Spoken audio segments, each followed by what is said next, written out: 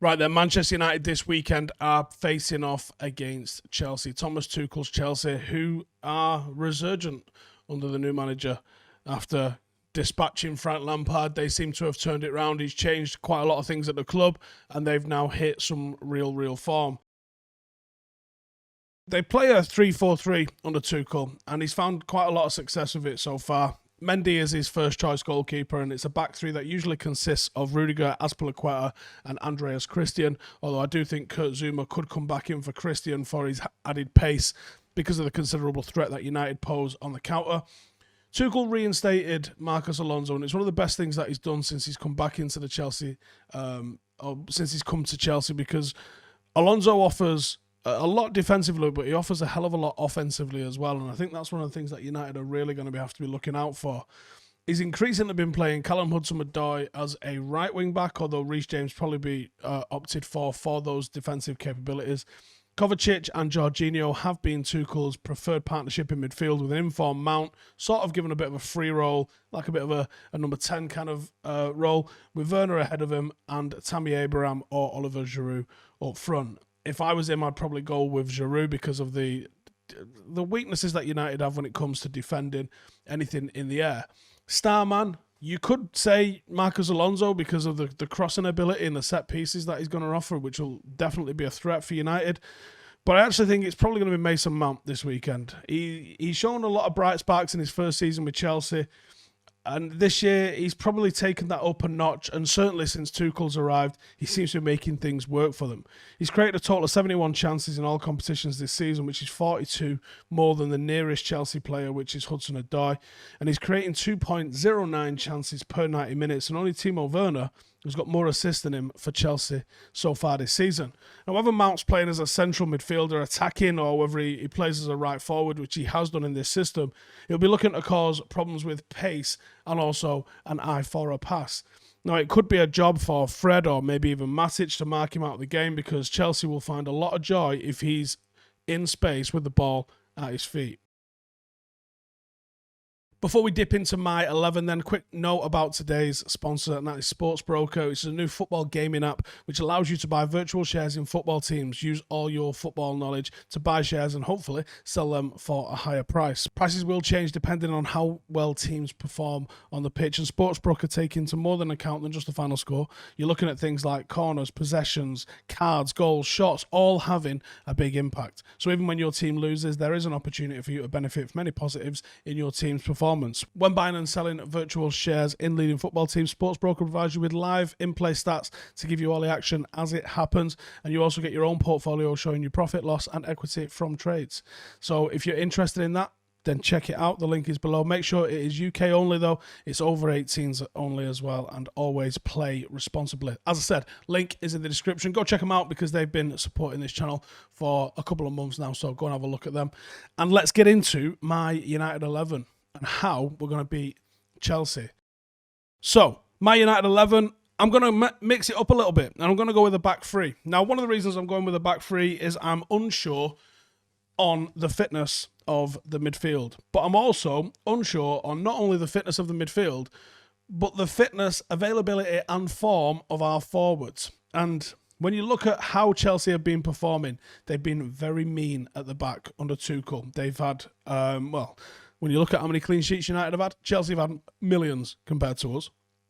I think United need to keep them quiet and look to try and hit them on the counter. Since he's come, Tuchel has really sort of broke all kinds of different passing records, and that is where Chelsea are going to be a threat for Manchester United.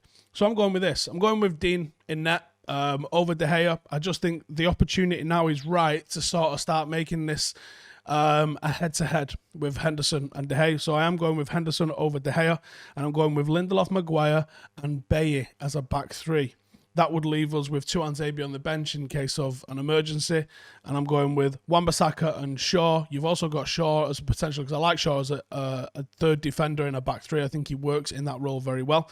So you've also got those two options in case they are needed.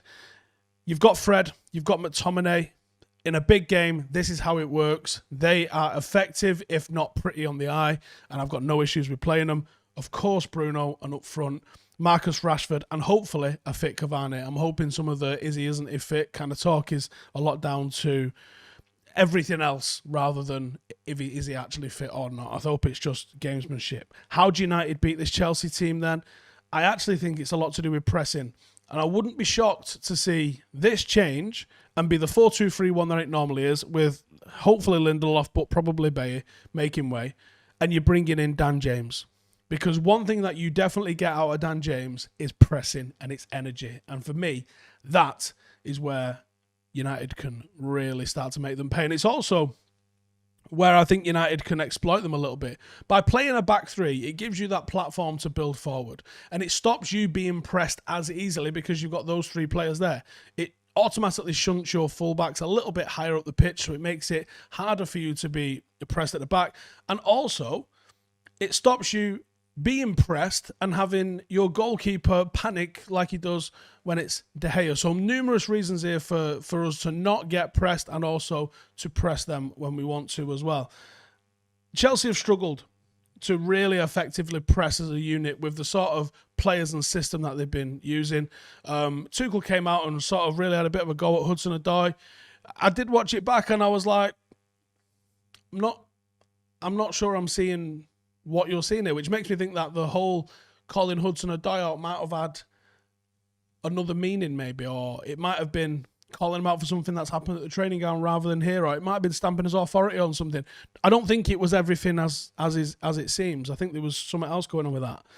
Chelsea move into a 5-4-1. They drop the wing-backs back into a back five when they've not got the ball, which means teams are able to exploit putting 2 or 3 players in between the lines to try and receive long balls. How's that going to work with United? This is why Cavani has to play.